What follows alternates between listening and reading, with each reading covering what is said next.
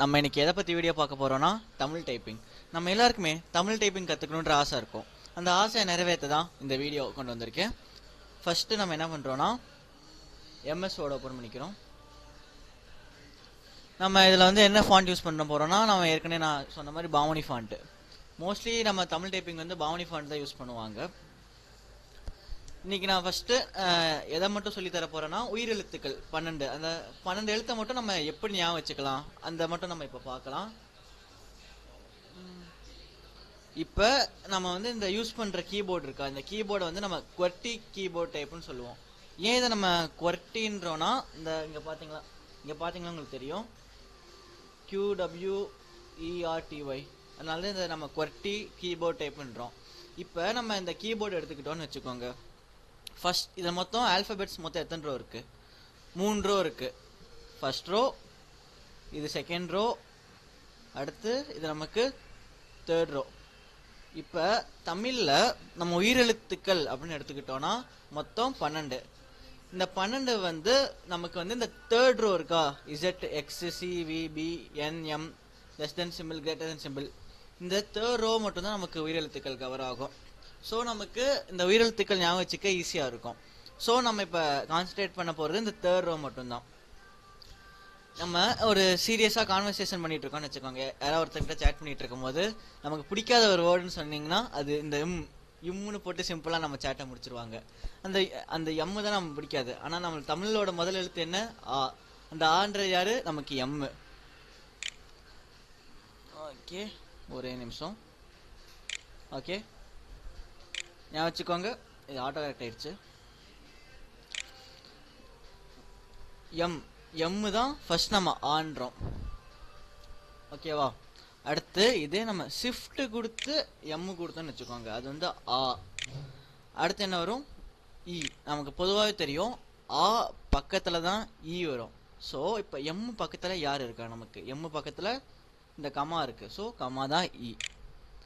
அதே மாதிரி ஷிஃப்ட் கொடுத்து கமா கொடுத்தோன்னா இ. ஓகே, இப்போ நம்ம அடுத்து ஊ வந்து எப்படி இருக்குன்னா ஒரு கோடு மாதிரி கீழே போயிட்டே இருக்கும். இப்போ அதே மாதிரி இந்த தேர்ட் ரோல கோடு சி எடுத்துக்கிட்டோன்னு வச்சுக்கோங்க. சி வந்து ஒரு கர்வ் லைன் மாதிரி இருக்குது, அதை வந்து ஒரு ஸ்ட்ரைட் லைன் மாதிரி எடுத்துக்கலாம். அப்போ கீழே பார்க்கறதுக்கு அது ஊ மாதிரியே இருக்கும். அப்போ சி தான் நமக்கு வந்து யாருன்னு பார்த்தீங்கன்னா ஊ. இதே நான் ஷிஃப்ட் ப்ளஸ் சி கொடுத்தேன்னா ஊ, அவ்வளோதான். நெக்ஸ்ட்டு அதே மாதிரி தான். இப்போ நெக்ஸ்ட்டுக்கு நமக்கு யார் வருவா? ஏவா. அப்போ சிக்கு அடுத்து யார் இருக்கா? நமக்கு வி. அப்போ ஷிஃப்ட் ப்ளஸ் வி ஏ. அடுத்து யாரு?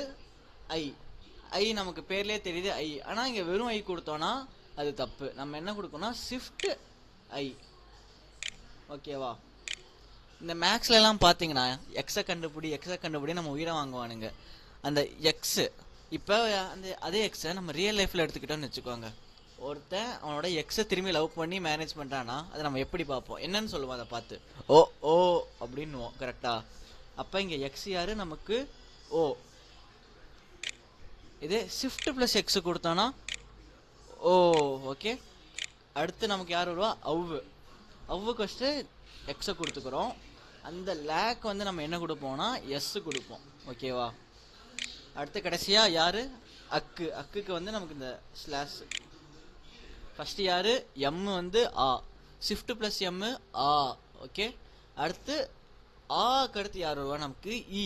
ஆ பக்கத்தில் இ வருது. ஸோ எம்மு பக்கத்தில் யார் இருக்கா? இந்த கமா இருக்குது. ஸோ இந்த கமா தான் நமக்கு இ. ஓகேவா? அடுத்து நமக்கு சி தான் ஊ. அப்போ ஷிஃப்ட் ப்ளஸ் சி ஊ பக்கத்தில் யார் இருக்கா? ஏ.